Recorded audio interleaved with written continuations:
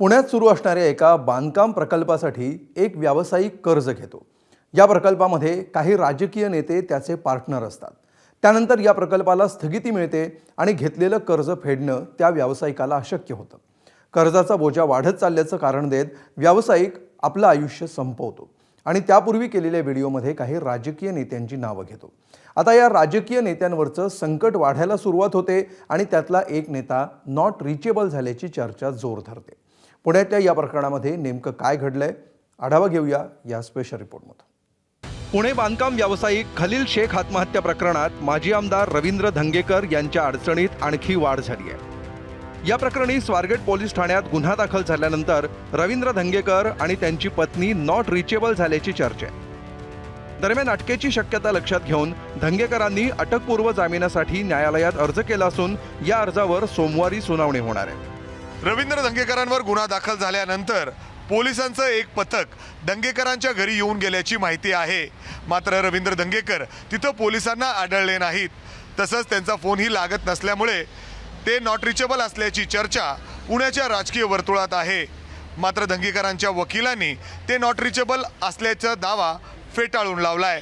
रवींद्र धंगेकर यांचा या आत्महत्येच्या केसमध्ये कुठलाही दुरान्वयी संबंध नाही, पत्नीचा देखील संबंध नाही, परंतु केवळ त्या एक वर्षभरापूर्वी मागील एक वर्षाबरोबर त्या भागीदारी फर्ममध्ये रिटायर झाल्या असताना सुद्धा केवळ द्वेषापोटी आणि त्यांच्या विरुद्ध खोटी केस करण्याच्यासाठी त्यांच्या विरुद्ध हा खोटा गुन्हा दाखल केलेला आहे।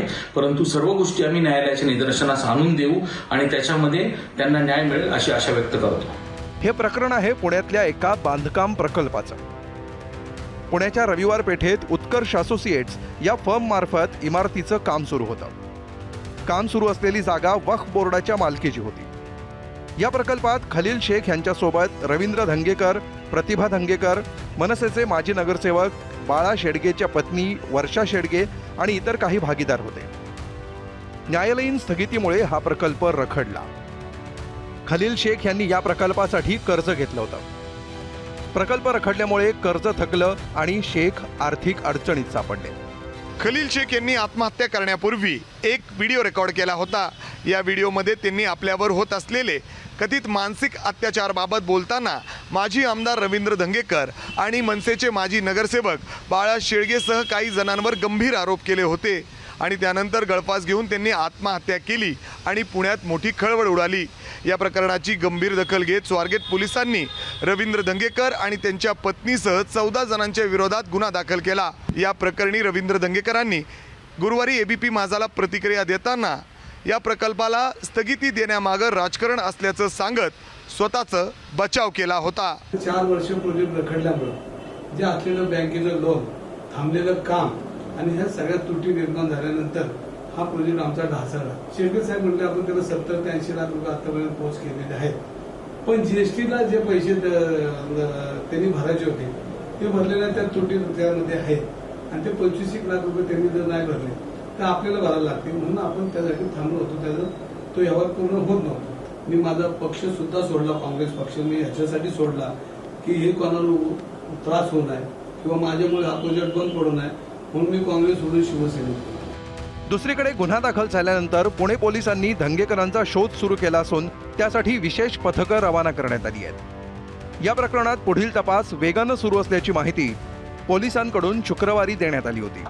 उत्कर्ष असोसिएट नावाची जी भागीदारी फर्म आहे त्याच्यामध्ये रवींद्र धंगेकरांची पत्नी ही पार्टनर असल्याचं प्रायमरी दिसतंय। त्याचबरोबर बाळासाहेब शेडगे, रघु गौडा यांची पत्नीसुद्धा असल्याचं दिसतंय। आणि काल जेव्हा ती मृताची पत्नी असं सांगत होती की फक्त नावाला पार्टनर आहेत आणि सगळा कारभार ते करतायत। आता तपासामध्ये बघूया त्यांचा नक्की रोल काय आहे, किती येणं होतं, किती देणं होतं। खलील शेख आत्महत्या प्रकरणामुळे अडचणीत आलेल्या धंगेकरांना आता सोमवारी अटकपूर्व जामीन मिळणार का? आणि या प्रकरणात धंगेकर, शेडगे आणि इतर पार्टनर दोषी ठरणार की सही सलामत सुटणार याकडे सर्वांचं लक्ष असेल।